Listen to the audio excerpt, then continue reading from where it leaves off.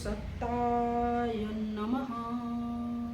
गायत्री महाविज्ञान द्वितीय भाग। लेखक वेदमूर्ति तपोनिष्ठ पंडित श्री राम शर्मा आचार्य। गायत्री संहिता। आइए पढ़ते हैं, सुनते हैं और समझने का प्रयास करते हैं। यह गायत्री ही परमात्मा की आदि शक्ति है। उसको मैं प्रणाम करता हूँ। इसी शक्ति से संसार का निर्माण, पालन और विनाश होता है। विष्णु की नाभि कमल से उत्पन्न हुई ब्रह्मा ने गायत्री की शक्ति से जड़ तथा चेतन संसार भी बनाया।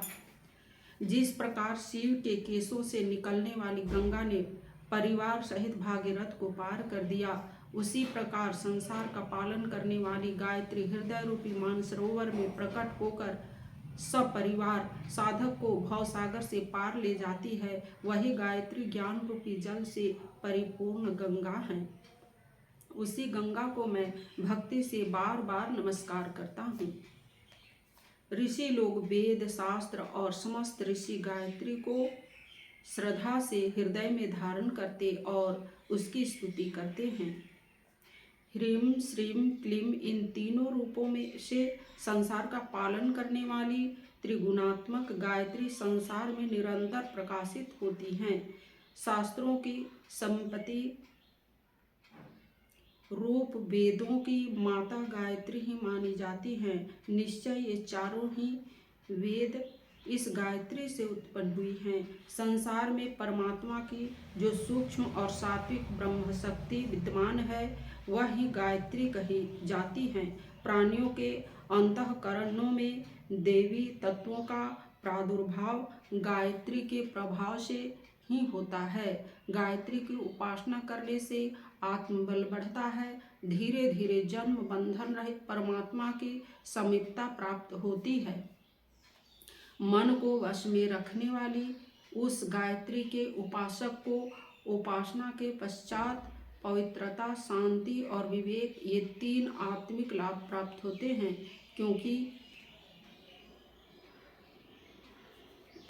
कार्यों में साहस, स्थिरता और वैसी ही कर्तव्यनिष्ठा ये तीन मन संबंधी लाभ उसको प्राप्त होते हैं। संतोषजनक धन की वृद्धि, सब ओर से सहयोग और स्वस्थता ये तीन सांसारिक लाभ उससे होते हैं। नाना प्रकार की घोर कठिनाई और विपत्तियों का समूह, नाना प्रकार के विघ्नों के समूह इससे शीघ्र ही नष्ट हो जाते हैं। उपयुक्त शत्रुओं के विनाश से आंतरिक शक्ति बढ़ती है। आंतरिक शक्ति से मनुष्य सहज ही संकटों से पार हो जाता है। निश्चय ही गायत्री के उपासक के हृदय में सदिच्छाएं पैदा होती है। उनकी पूर्ति के लिए सहज में साधन भी मिल जाते हैं।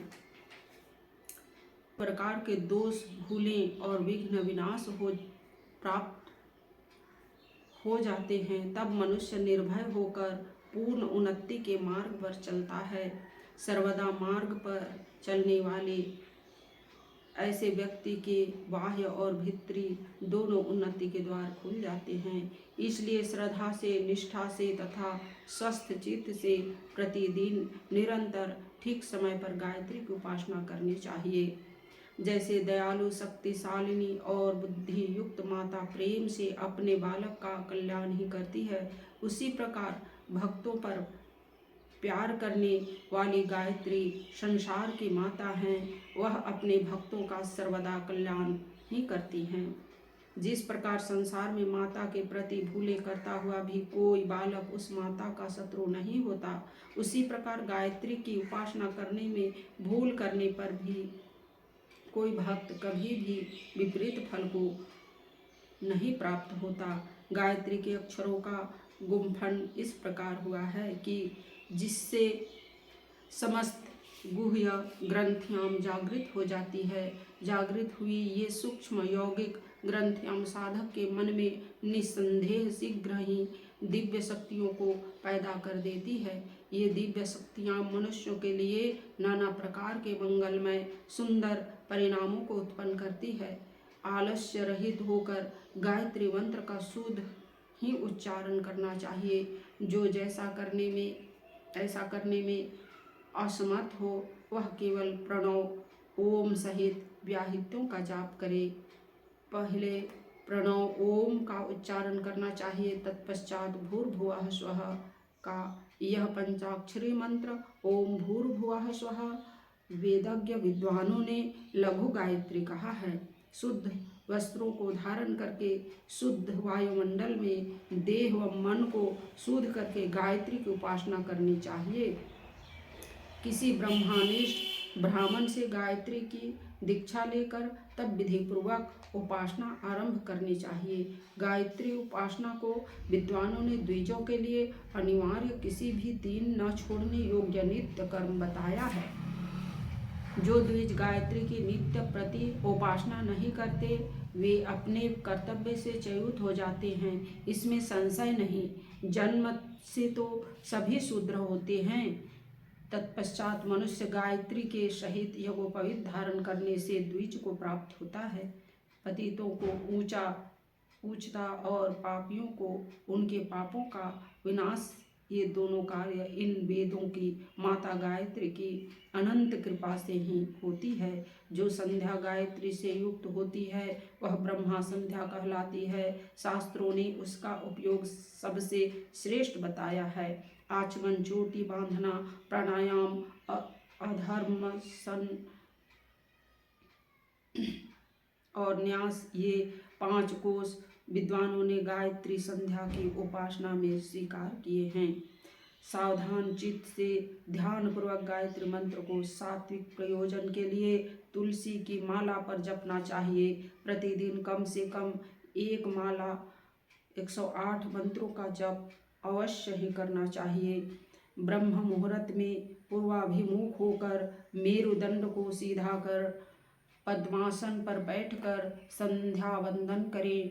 दीनता, रोग, शोक, विरोध, आक्रमण, आपत्तियां और भय, इनके निवारण के लिए गायत्री का अनुष्ठान करना चाहिए। इस अनुष्ठान से वह स्थिति पैदा होती है जिससे समस्त मनोवांछित अभिलाषाएं यथा समय पूर्णता को प्राप्त होती है।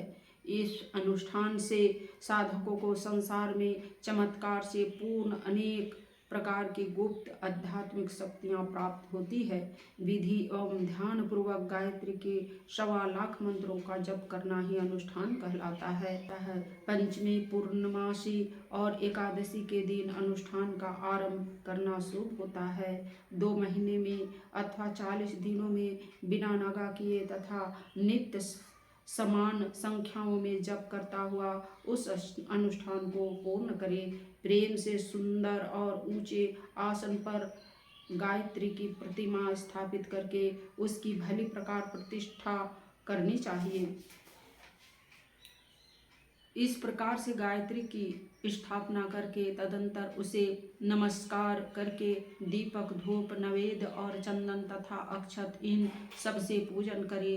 बुद्धिमानों को चाहिए कि वह पूजा के अंतर भक्ति से गायत्री का जप आरंभ करे। जप के समय मन को श्रद्धा से युक्त और स्थिर कर लेना चाहिए और यदि किसी काम से साधना समय के बीच में ही उठना पड़े तो फिर पानी से हाथ मुंह धोकर बैठे। आदि शक्ति वेदों की माता स्वरूप गायत्री मेरे भीतर लगातार शक्ति के लहरों के समूह को और ज्ञान के प्रकाशों को उत्तरोक्त फैलाकर प्रेरित करते हुए विद्यमान है। इस प्रकार से निरंतर ध्यान करता हुआ निमग्न होकर उसका जाप करे। गायत्री का उपासक निरंतर 24 लाख गायत्री के मंत्र जप का अनुष्ठान करने से गायत्री की सिद्धि को प्राप्त करता है। गायत्री की साधना के लिए साधक को चाहिए कि वह श्रद्धा भक्ति के साथ योग्य श्रेष्ठ आचार्यों को गुरु वरण करे और गायत्री की दीक्षा लेकर साधना आरंभ करे। लघु अनुष्ठान करने से अथवा बहुत अनुष्ठान करने से साधक साधना में किए श्रम के अनुपात के अनुसार सिद्धि को प्राप्त होता है।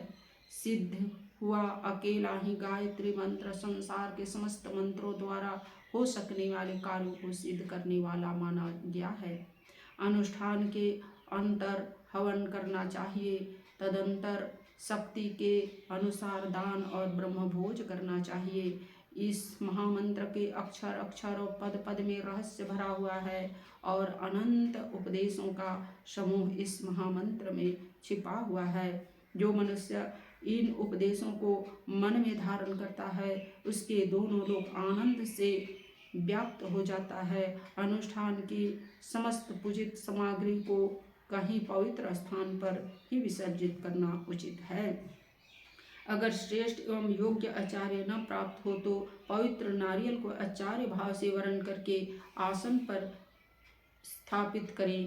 विभिन्न प्रकार की भूलों एवं पाप कर्मों की प्रायश्चित के लिए गायत्री की तपश्चर्या सबसे श्रेष्ठ मानी गई है। आत्मा की उन्नति के लिए सतोगुणी पदार्थों का उपयोग करना चाहिए और मनोभिलाषाओं की पूर्ति के लिए रजोगुणी पदार्थ का उपयोग करना चाहिए। तमोगुणी पदार्थ के उपयोग करने से तमोगुणी भावों की उत्पत्ति होना निश्चय है।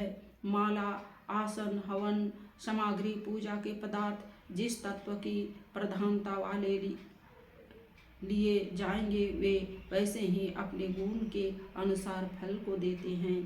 मनुष्य के अंतःकरण में गायत्री के 24 अक्षरों से 24 सूक्ष्म शक्तियां प्रकट होती हैं। अमंगल को करने वाले जो मुहूर्त अथवा योग दोष हैं वे सब गायत्री के प्रचंड तेज से भस्म हो जाते हैं।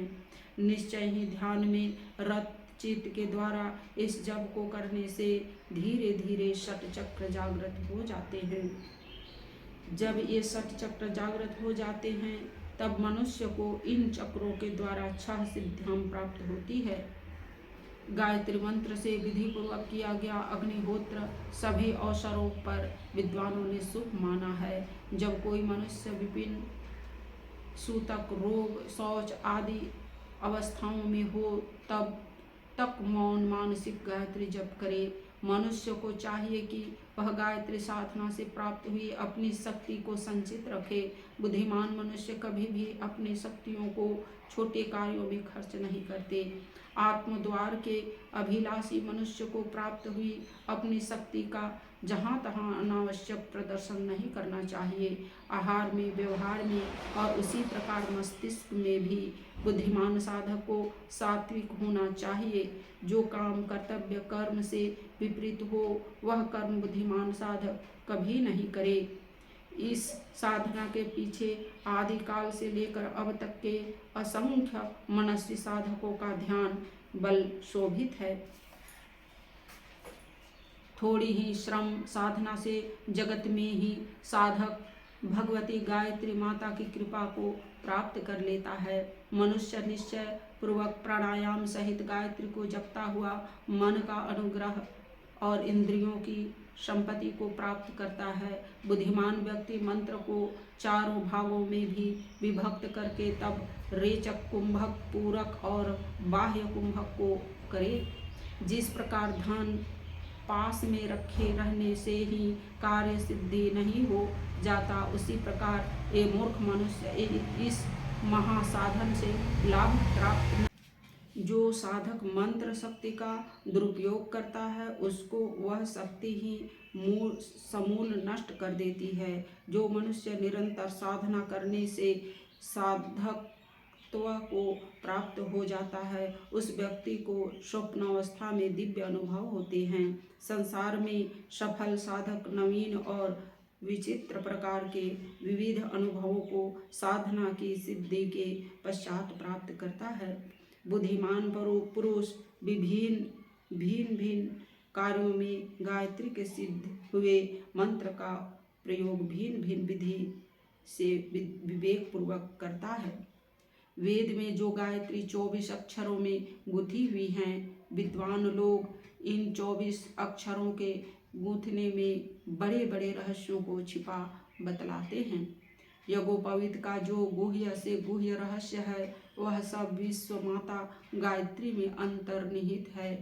यह गायत्री ही गुरु मंत्र है जो सर्वोपरि विराजमान है। एक बिंदु में सागर के समान इस मंत्र में समस्त ज्ञान और विज्ञान आश्रित है। गायत्री के अंतर्गत अनेक योग समूह छिपे हुए रहते हैं, इसमें कुछ भी संदेह नहीं। पाप रहित साधक हृदय में गायत्री को धारण करता हुआ अपनी आत्मा में अलौकिक तीव्र शक्तियों का अनुभव करता है।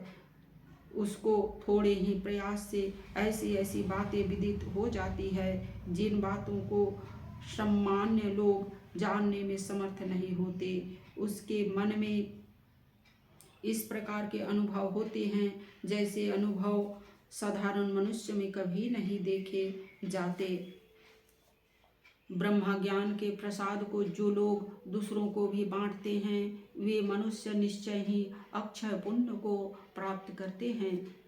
यह गायत्री संहिता परम आनंद को देने वाली है। समस्त कष्टों के निवारण के लिए पृथ्वी पर यह अकेले ही प्राप्त हैं। जो लोग इसको श्रद्धा से पढ़ते हैं और ध्यानपूर्वक इसका चिंतन मनन करते हैं और अपने विचार एवं कार्यों को इसके अनुकूल बना लेते हैं, वे लोग भव बाधाओं से तर जाते हैं। ओम शांति।